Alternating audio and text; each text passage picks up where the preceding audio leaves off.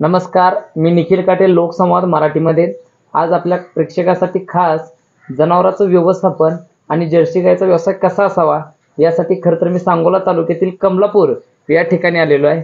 खरं तर आपण सर्व गोष्टी त्यांच्याकडूनच जाणून घेणार आहे. तर नमस्कार, प्रथमतः तुमचं नाव सांगा. माझं नाव चंद्रकांत नारायण बंडगर, मुक्काम पोस्ट कमलापूर, तालुका सांगोला, जिल्हा सोलापूर. बर, आता हा गायचा जो व्यवसाय तुम्ही करताय हा किती वर्षापासून करताय? तसा हा व्यवसाय आमच्या जन्मापासून आहे, बर, वडिलांचा. परंतु 2005 पासून हे आमच्या हातात घेतला. 2005 पासून. 2005 ला गाय किती होत्या तुमच्यापाशी? 2005 ला 2 गायी, 1 म्हैस आणि 1 बैल होता. बर, सध्याला जनावर किती आहे तुमच्या गोट्यात? सध्या टोटल 150 आहेत. म्हणजे सध्या टोटल जनावर 150 आहेत. बरं, ह्यांचं जे चाऱ्याचं व्यवस्थापन वगैरे असते हे कसं असते? म्हणजे रोटेशन सकाळी उठल्यापासून संध्याकाळपर्यंत जे काय रोटेशन असतं हे कशा स्वरूपात असतं तुमचं? चारा तर बऱ्यापैकी बाहेरच आहे, विकतच आहे. बर, सकाळपारी सर्वप्रथम चारा कुटी करून घेणे, बर, ते कुटी सर्वांना टाकणे, हा, त्यानंतर दुधाची जेवढी गाय आहेत तेवढ्या बांधणे बर, आणि त्यांचं दूध चालू करणे. आणि त्याबरोबरच काही जण इकडे दूध चालू करते, ते काय मी स्वतः पशुखाद्य वगैरे बाहेर टाकतो. बर, पशुखाद्य काय काय वापरताय यांना? पशुखाद्य सध्या पशुखाद्य वापरता. बर, त्याच्यासोबत देताना तुम्ही हे काय भरडा वगैरे काय वापरता? त्यासोबत दुसरं काय देता? हो, त्या पशुखाद्या बरोबर भरडा सुद्धा आहे. भरडा आणि गोळीपेंड. हा, गोळीपेंड. हा. बरं, चारा वापरत असताना वल्ला वाळला ह्या ज्या काही गोष्टी ह्या कशा करता? मक्याचं तर वल्यामध्येच आहे, म्हणजे रोज दिले? हा, रोज. आणि त्याबरोबर ज्वारीचं वाळलं जे म्हणतात ते ज्वारीचं थोडं आहे, म्हणजे दररोज ज्वारी कुटी, हरभरा कुटी. बरं, आता ह्याच्यामध्ये गायांचे दूध देण्याची जी कॅपॅसिटी आहे ती किती कॅपॅसिटी आहे? काय त्याची लेवल? जास्तीत जास्त 40 पर्यंत, 38 पर्यंत आहेत. म्हणजे 40 लिटर पर्यंत? बर, मग आता साधारणपणे सगळ्या गायच्या माध्यमातून दिवसा संकलन किती होते? आता सध्या बघा की दुधावर 54-55 गाय आहेत. बर, सर्वसाधारण रोज 1050-1100 लिटर आहे. 1100 लिटर पर डे.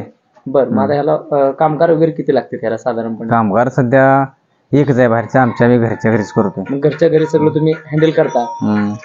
बर बर बर. आता जर्सीचं जे काय नियोजन आहे हे सगळ्या टॉपच्या गाय दिसतात, मग ही बाहेरच्या विकतच्या किती आणलेत? नाही, विकतची भानगडच नाही. बर, आम्ही घरच्याच वाढवत गेलो, पाड्या वगैरे ठेवत गेलो. बर, आणि पाड्यांच्याच गाय केल्या. बर बर, म्हणजे बाहेरची एक नाही, बाहेरची भानगडच नाही. बरं, मग आज ह्या गायींची जर किंमत बघायला गेली तर साधारणपणे काय किती रुपयेपर्यंत जाऊ शकते? 1 लाख, 1.5 लाख, 2 लाख ज्या त्या गायीचे हे बघून.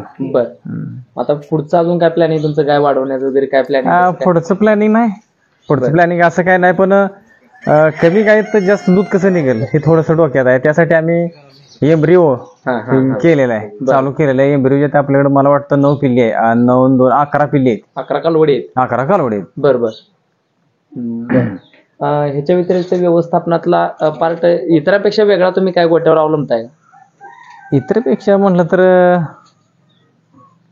काय त्याचं प्रत्येक गोष्टीचं थोडंसं जास्तीत जास्त वॅक्सिनेशन वगैरे हे जास्त करतो. थोडं वॅक्सिनेशनचं जे काही लसीकरण वगैरे आहे ते जास्त करतो. मग आता परवा लाडीचा लंपीचा सुद्धा प्रादुर्भाव वाढत होता, पण आपल्या गोट्यावर काय सुद्धा नाही, अजिबात काय. बरं, त्याच्यासाठी काय दक्षता काय घेताय तुम्ही? त्यासाठी प्रतिबंधात्मक वॅक्सिनेशन शिवाय पर्यायच नाही दुसरा काय.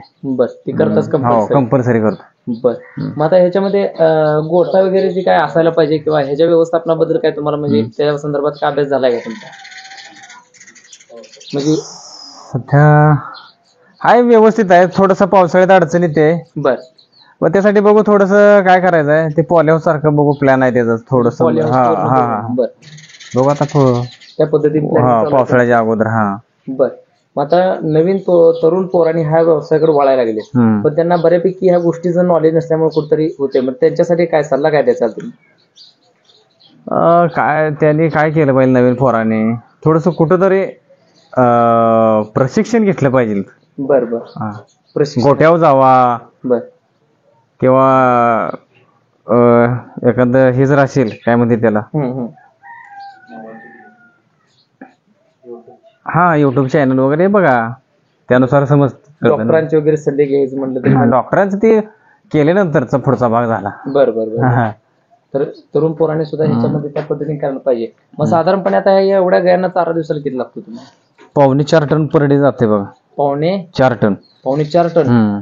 बर. आणि पशुखाद्याची पोती किती? पशुखाद्य साधारणतः टोटल 50 किलो म्हटलं तर 10 जातात.